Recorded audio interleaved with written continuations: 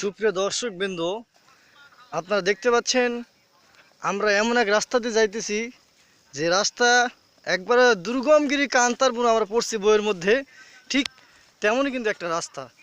আপনারা দেখতে পাচ্ছেন আমরা নিচ থেকে উপরে উঠতেছি, যে রাস্তাটা খুব ভয়ঙ্কর রাস্তা। এই রাস্তার মধ্যে যদি কোনো মানুষকে যদি আনে, যদি পাশে যদি কেউ কেটে যদি ফালায় দেয়, এরপরে কেউ জানতে পারবে না। এখানে এই সম্পূর্ণ টিলার মধ্যে মাত্র একটা থেকে দুইটা মানুষ বসবাস করে। আমরা গিয়েছিলাম সেখানে একটু আগে, সেখান থেকে ফিরে আসলাম। কিছু হলুদ, এই দেখতে পারতেছেন আমার হাতে হলুদ আছে, এই হলুদগুলো আছে আমরা তাদের কাছ থেকে সংগ্রহ করেছি। এই জন্য মূলত আমরা অনেক দূর থেকে আমরা এখানে এসেছি। সুপ্রিয় দর্শক, দেখতে পাচ্ছেন আমার সাথে আরও দুইজন ব্যক্তি আছে।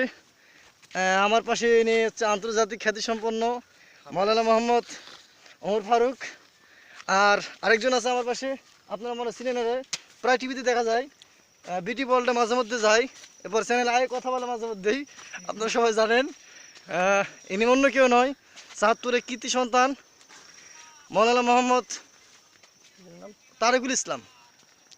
সম্মত হাজরিন, এই যে দেখতে পাচ্ছেন যে রাস্তা, কঠিন একটা রাস্তা, যে রাস্তার মধ্যে মানুষ চলাচল করতে ভয় পায়। এই দেখেন দুই পাশে কিন্তু জঙ্গল, আমরা মাঝখানে যাচ্ছি, অল্প একটু রাস্তা আছে, কোনো মানুষজন প্রাণী কেউ নেই। মানুষ বসবাস করে কিনা জানি না, দু একটা বাড়ি পেয়েছে মাত্র। আমরা সম্পূর্ণ পাহাড় ঘুরেছি, টিলার মধ্যে ঘুরেছি। এই টিলার নাম কি জানো? এই টিলার নাম আমরা জানি না।